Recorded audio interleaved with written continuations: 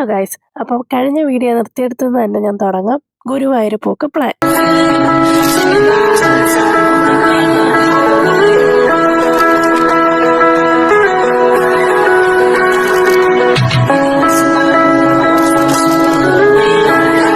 തലേദിവസം അത്യാവശ്യം നല്ല രീതിക്ക് തന്നെ ടയേർഡായതുകൊണ്ട് പിറ്റേന്ന് രാവിലെ പോകാനായിരുന്നു ഞങ്ങൾ പ്ലാൻ ഇട്ടിരുന്നെങ്കിലും വൈകിട്ടത്തേക്കാക്കി യാത്ര. ട്രെയിനൊക്കെ ഓൾറെഡി ബുക്കാക്കി. പിന്നെ ഇപ്പം താമസിക്കുന്ന സ്ഥലത്ത് നിന്ന് കുറച്ച് ദൂരം ഉണ്ടായിരുന്നു റെയിൽവേ സ്റ്റേഷനിൽ പോകാൻ വേണ്ടിയിട്ട്. ഞങ്ങൾ 5 മണിക്ക് ഇറങ്ങി. പക്ഷെ റോഡിന്റെ പണിയൊക്കെ നടക്കുന്നതുകൊണ്ട് നല്ല ബ്ലോക്കും കാര്യങ്ങളൊക്കെ ആയതുകൊണ്ട് ഏകദേശം 6:20 ട്രെയിൻ വരുന്നത്. ഞങ്ങൾ അവിടെ എത്തിയപ്പോൾ തന്നെ 6:10. പെട്ടെന്ന് തന്നെ കാർ പാർക്ക് ചെയ്ത് ഞങ്ങൾ പ്ലാറ്റ്ഫോമിലെത്തി. 5ാമത്തെ പ്ലാറ്റ്ഫോമിലായിരുന്നു ഞങ്ങൾക്ക് ട്രെയിൻ ഉണ്ടായിരുന്നത്. ഗുരുവായൂരിലേക്കുള്ള ഡയറക്റ്റ് ട്രെയിനായിരുന്നു. എറണാകുളത്ത് നിന്ന് എടുക്കുന്നതായിരുന്നു കേട്ടോ.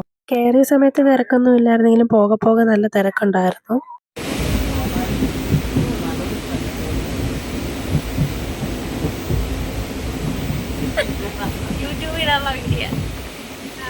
ഒരു 3 മണിക്കൂർ കഴിഞ്ഞപ്പോഴത്തേക്കും ഞങ്ങൾ ഗുരുവായൂരിലേക്ക് എത്തി.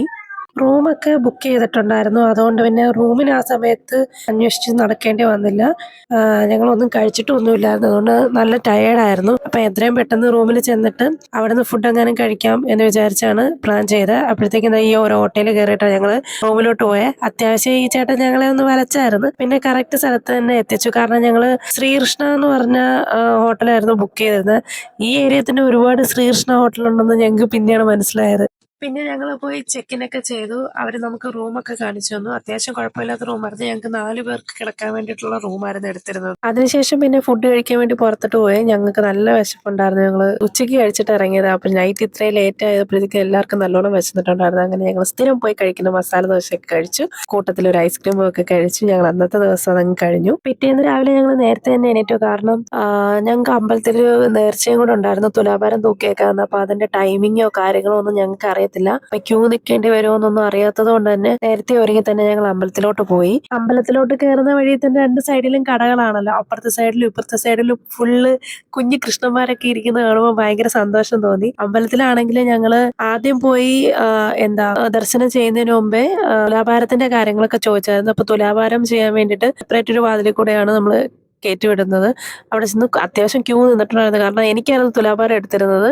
എന്നെ പോലെ തന്നെ കുറേ പേരുണ്ടായിരുന്നു. അപ്പൊ അത്യാവശ്യം ക്യൂ നിന്നിട്ടൊക്കെയാണ് ഞങ്ങൾ തുലാഭാരമൊക്കെ തൂക്കി കഴിഞ്ഞത്. പിന്നെ അതിനുശേഷമാണ് പിന്നെ അമ്പലത്തിലെ ദർശനത്തിന് കയറിയത്. ഏകദേശം ഒരു 1.5 മണിക്കൂർ ക്യൂ ഉണ്ടായിരുന്നു.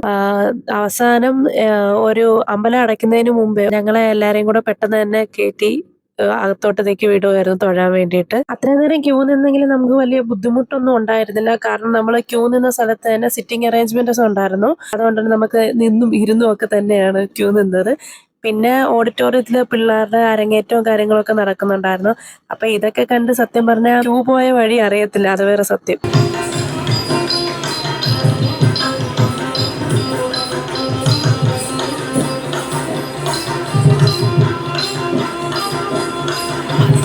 അങ്ങനെ ഗുരുവായൂരപ്പനെയൊക്കെ കയറി കണ്ടിട്ട് ഞങ്ങൾ നേരെ കഴിക്കാൻ വന്നു. പിന്നെ ഏത് അമ്പലത്തിൽ പോയി കഴിഞ്ഞാലും ഞങ്ങൾക്കുള്ള പ്രത്യേകതയാണ് ഒന്നെങ്കിൽ മസാല ദോശ അല്ലെങ്കിൽ നെയ് റോസ്റ്റ് പ്ലസ് വട ഒരു കോഫി. ഇത് നിർബന്ധം. അതും കൂടെ കഴിച്ചു കഴിയുമ്പോഴത്തേക്കും ആ അമ്പല ദർശനം അങ്ങോട്ട് പൂർത്തിയാവും. പിന്നെ അവിടുന്ന് തന്നെ അത്യാവശ്യം ഷോപ്പിംഗ് ഉണ്ടായിരുന്നു. എനിക്ക് കൊണ്ടുവരാൻ വേണ്ടിയിട്ട് ഒരു കുഞ്ഞു കൃഷ്ണനെയൊക്കെ വാങ്ങിക്കണമായിരുന്നു. അമ്മയ്ക്കും കുറച്ച് ഫോട്ടോസും കാര്യങ്ങളൊക്കെ വാങ്ങിക്കണമായിരുന്നു. പിന്നെ നമുക്ക് വീട്ടിൽ വെറ്റിപ്പട്ടം വേണമെന്ന് അമ്മ കുറേ നാളുകൊണ്ട് പറയുന്നുണ്ടായിരുന്നു. അങ്ങനെ അതും ഓൾറെഡി ഞങ്ങൾ ഒരു പ്രാവശ്യം ഗുരുവായൂർ പോയപ്പം നെല്ലൊക്കെ വാങ്ങിച്ചിട്ടുണ്ടായിരുന്നു ഇങ്ങനെ ഫ്രണ്ടിൽ തൂക്കിയിടാൻ വേണ്ടിയിട്ട്. അത് ചീത്തയായിപ്പോയി. ഇപ്പം അതിന് പകരം ഒരെണ്ണം പുതിയതോ എല്ലാം കൂടെ വാങ്ങിച്ചിട്ട് ഞങ്ങൾ നേരെ പ്രസാദം കഴിക്കാൻ വേണ്ടിയിട്ട് പോയി. പായസത്തിന് ഓൾറെഡി നമ്മൾ കൊടുത്തിട്ടുണ്ടായിരുന്നു. പക്ഷെ അത് 4 മണിക്ക് കിട്ടുള്ളൂ എന്ന് പറഞ്ഞാൽ ഞങ്ങൾ പിന്നെ റൂമിലൊക്കെ പോയി ഡ്രസ്സൊക്കെ ചേഞ്ച് ചെയ്തിട്ട് പിന്നെ പായസം വാങ്ങിക്കാനൊക്കെ വന്നു. നല്ല പായസമായിരുന്നു കേട്ടോ. പിന്നെ അത് കഴിഞ്ഞ് ഞങ്ങൾ ഇവിടുന്ന് പോകുന്നത് തൃപ്രയാറോട്ടാണ്. ഗുരുവായൂർ പോകുന്ന കൂട്ടത്തിൽ തന്നെ ഉണ്ടായിരുന്ന ഒരു പ്ലാനാണ് ആവണങ്ങാട്ട് പോകണമെന്നുള്ളത്. പിന്നെ ആവണങ്ങാട്ട് പോകുന്ന വഴി സത്യം പറഞ്ഞാൽ അറിയത്തില്ലായിരുന്നു. ഞങ്ങൾ ഗുരുവായൂർ അമ്പലത്തിൽ നിന്നിരുന്ന സമയത്ത് തന്നെ അവിടെ ഉള്ള ഒരു പുള്ളിക്കാരനെ വിളിച്ചിട്ട് ഞങ്ങൾ വഴി ചോദിച്ചപ്പോൾ തൃപ്രയാർ ഇറങ്ങിയാൽ മതി എന്ന് പറഞ്ഞു. പിന്നെ തൃപ്രയാറപ്പനെയും കൂടെ കാണാമെന്ന് വിചാരിച്ചു. അങ്ങനെ തൃപ്രയാറും പോയി ആവണങ്ങാട്ടും ഒക്കെ പോയി കഴിഞ്ഞിട്ടാണ് ഞങ്ങൾ നേരെ പിന്നെ വീട്ടിലേക്ക് വന്നത്.